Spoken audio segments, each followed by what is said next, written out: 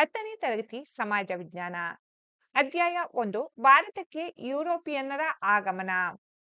ಮುಖ್ಯ ಪ್ರಶ್ನೆ 1. ಕೆಳಗಿನ ಪ್ರತಿಯೊಂದು ಪ್ರಶ್ನೆ ಅಥವಾ ಅಪೂರ್ಣ ಹೇಳಿಕೆಗೆ 4 ಆಯ್ಕೆಗಳನ್ನು ನೀಡಲಾಗಿದೆ. ಅವುಗಳಲ್ಲಿ ಸೂಕ್ತವಾದ ಉತ್ತರವನ್ನು ಆರಿಸಿ ಅದರ ಕ್ರಮಾಕ್ಷರದೊಡನೆ ಪೂರ್ಣ ಉತ್ತರವನ್ನು ಬರೆಯಿರಿ. 1. ಯುರೋಪಿಯನ್ ವ್ಯಾಪಾರದ ಹೆಬ್ಬಾಗಿಲು ಎಂದು ಕರೆಯಲ್ಪಡುತ್ತಿದ್ದುದು. ಸರಿಯಾದ ಆಯ್ಕೆ ಬಿ, ಕಾನ್ಸ್ಟ್ಯಾಂಟಿನೋಪಲ್. 2. ಭಾರತಕ್ಕೆ ಹೊಸ ಜಲಮಾರ್ಗವನ್ನು ಕಂಡುಹಿಡಿದವರು.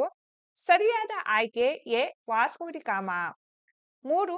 ನೀಲಿ ನೀರಿನ ನೀತಿಯನ್ನು ಜಾರಿಗೆ ತಂದ ಪೋರ್ಚುಗೀಸ್ ವೈಸ್ರಾಯ್.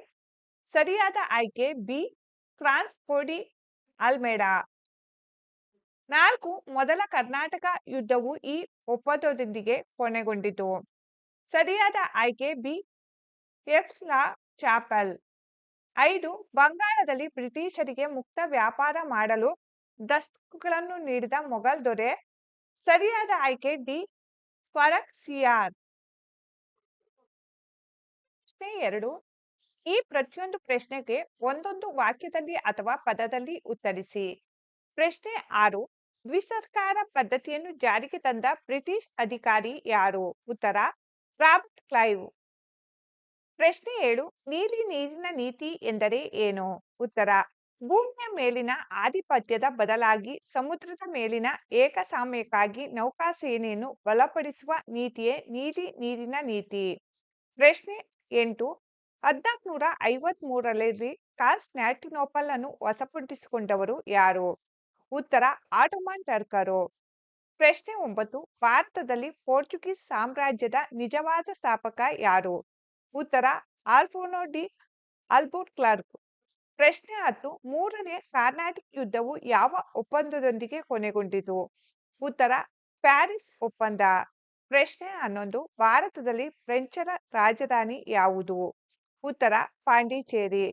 ಪ್ರಶ್ನೆ 12. ವಾಸ್ಕೋ ಡಿ ಗಾಮನು ಭಾರತಕ್ಕೆ ಬಂದು ತಲುಪಿದ ಸ್ಥಳ ಯಾವುದು?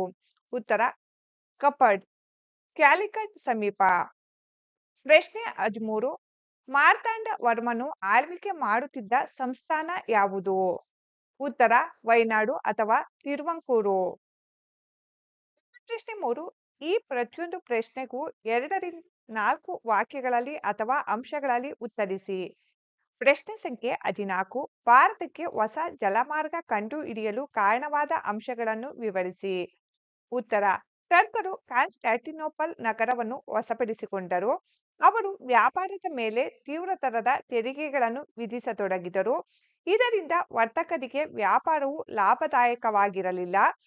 ಯುರೋಪಿನ ರಾಜರು ನಾವಿಕರಿಗೆ ನೀಡಿದ ಪ್ರೋತ್ಸಾಹ, ವೈಜ್ಞಾನಿಕ ಆವಿಷ್ಕಾರಗಳಾದ ದಿಕ್ಸೂಚಿ, ಆಸ್ಟ್ರೋಲಾಬ್, ಸಿಡಿಮದ್ದು ಮುಂತಾದವುಗಳ ಬಳಕೆ.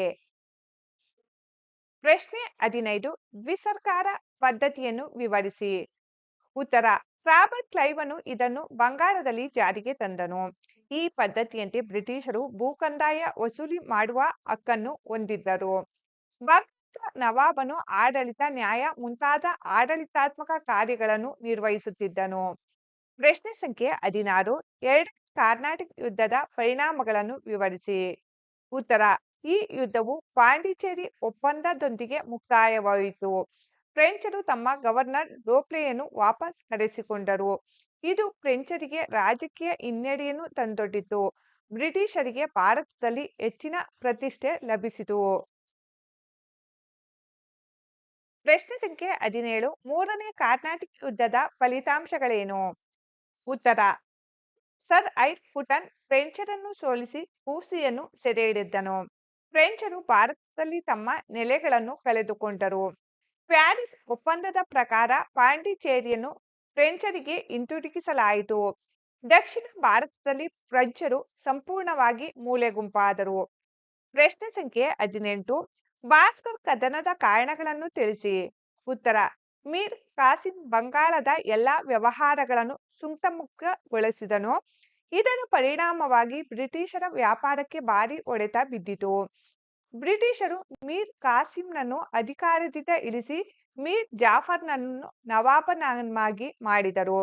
ಮೀರ್ ಕಾಸಿಮನು ಬ್ರಿಟಿಷರ ವಿರುದ್ಧ ಸಂಘಟಿತ ಹೋರಾಟಕ್ಕೆ ಮುಂದಾದನು.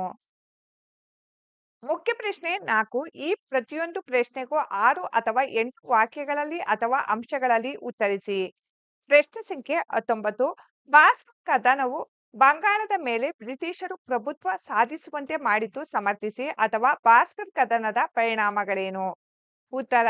2ನೇ ಶಾ ಆಲಂ ಈಸ್ಟ್ ಇಂಡಿಯಾ ಕಂಪನಿಗೆ ಬಂಗಾಳದ ಮೇಲಿನ ದಿವಾನಿ ಹಕ್ಕನ್ನು ನೀಡಿದನು. ಶಾ ಆಲಂ ವಾರ್ಷಿಕ 26 ಲಕ್ಷ ರೂಪಾಯಿಗಳನ್ನು ಪಡೆದು ಬಂಗಾಳದ ಮೇಲಿನ ಹಕ್ಕನ್ನು ಬಿಟ್ಟುಕೊಡಬೇಕಾಯಿತು. ಜೌದ್ನ ನವಾಬನು ಕಂಪನಿಗೆ ಯುದ್ಧದ ನಷ್ಟ ಪರಿಹಾರವಾಗಿ 50 ಲಕ್ಷ ರೂಪಾಯಿಗಳನ್ನು ಕೊಡಬೇಕಾಯಿತು. ಮೀರ್ ಜಾಫರನ ಮಗನಿಗೆ ವಿಶ್ರಾಂತಿ ವೇತನ ನೀಡಲಾಯಿತು. ಬಂಗಾಳದ ಪೂರ್ಣ ಆಡಳಿತವು ಬ್ರಿಟಿಷ್ ಕಂಪನಿಯ ಹತೋಟಿಗೆ ಬಂದಿತು. ರಾಬರ್ಟ್ ಕ್ಲೈವ್ ಬಂಗಾಳದಲ್ಲಿ ದ್ವಿಸರ್ಕಾರ ಪದ್ಧತಿಯನ್ನು ಜಾರಿಗೆ ತಂದನು. ಪ್ರಶ್ನೆ 20. ಪ್ಲಾಸಿ ಕದನದ ಕಾರಣ ಮತ್ತು ಪರಿಣಾಮಗಳನ್ನು ವಿವರಿಸಿ.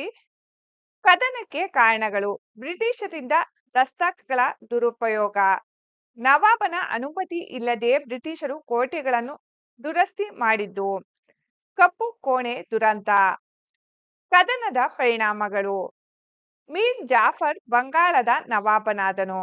ಬ್ರಿಟಿಷ್ ಕಂಪನಿಯು ಬಂಗಾಳ ಪ್ರಾಂತ್ಯದಲ್ಲಿ ವ್ಯಾಪಾರ ನಡೆಸಲು ಅಬಾಧಿತ ಹಕ್ಕನ್ನು ಪಡೆಯಿತು. ಮೀರ್ ಜಾಫರ್ ಕಂಪನಿಗೆ 17 ಕೋಟಿ 70 ಲಕ್ಷ ರೂಪಾಯಿಗಳನ್ನು ಯುದ್ಧ ನಷ್ಟವಾಗಿ ನೀಡಿದನು. ಈ ಕದನವು ಭಾರತದಲ್ಲಿಯೇ ಅನೈಕ್ಯತೆ, ಅಸಂಘಟನೆ ಮತ್ತು ವ್ಯಾಪಾರ ವರ್ಗಕ್ಕೆ ಲೋಭಿತನವನ್ನು ಪ್ರದರ್ಶಿಸಿತು. ಪ್ರಶ್ನೆ ಸಂಖ್ಯೆ 21. ಮಾರ್ತಾಂಡ ವರ್ಮನು ಡಚ್ಚರನ್ನು ಹೇಗೆ ನಿಯಂತ್ರಿಸಿದನು ಅಥವಾ ಡಚ್ಚರ ವಿರುದ್ಧ ಮಾರ್ತಾಂಡ ವರ್ಮನ ಹೋರಾಟವನ್ನು ವಿವರಿಸಿ. ಉತ್ತರ. ಮಾರ್ತಾಂಡ ವರ್ಮನು 1758ರವರೆಗೆ ವೈನಾಡು ಸಂಸ್ಥಾನವನ್ನು ಆಳಿದನು. ಡಚ್ಚರಿಂದ ತನ್ನ ಸಂಸ್ಥಾನವನ್ನು ಅತ್ಯಂತ ದಕ್ಷತೆಯಿಂದ ರಕ್ಷಿಸಿದನು. ರಾಜಧಾನಿಯನ್ನು ತಿರುವನಂತಪುರಕ್ಕೆ ಸ್ಥಳಾಂತರಿಸಿದನು. ಕರಿಮೆಣಸಿನ ವ್ಯಾಪಾರದಲ್ಲಿ ಹಿಡಿತ ಸಾಧಿಸಲು ಯತ್ನಿಸುತ್ತಿದ್ದ ಡಚ್ಚರನ್ನು ತಡೆಗಟ್ಟಿದನು. ಡಚ್ಚರು ತಿರುವಾಂಕೂರಿನ ಮೇಲೆ ಆಕ್ರಮಣ ಮಾಡಿದಾಗ ಡಚ್ ಕೂಟವನ್ನು ಸೋಲಿಸಿದನು. ಕೇಡುವಂಗಲಂ ಮತ್ತು ಕೊಟ್ಟಾರಕ್ಕರ ವ್ಯಾಪಾರ ಕೇಂದ್ರಗಳನ್ನು ವಶಪಡಿಸಿಕೊಂಡನು. 1741ರಲ್ಲಿ ನಡೆದ ಕುಳಚಲನ್ ಕದನದಲ್ಲಿ ಡಚ್ಚರನ್ನು ಸಂಪೂರ್ಣವಾಗಿ ಹಿಮ್ಮೆಟ್ಟಿಸಿದನು. ಅಂತಿಮವಾಗಿ 1753ರ ಒಪ್ಪಂದದ ಪ್ರಕಾರ ಡಚ್ಚರು ಮಾರ್ತಾಂಡ ವರ್ಮನಿಗೆ ಶರಣಾದರು.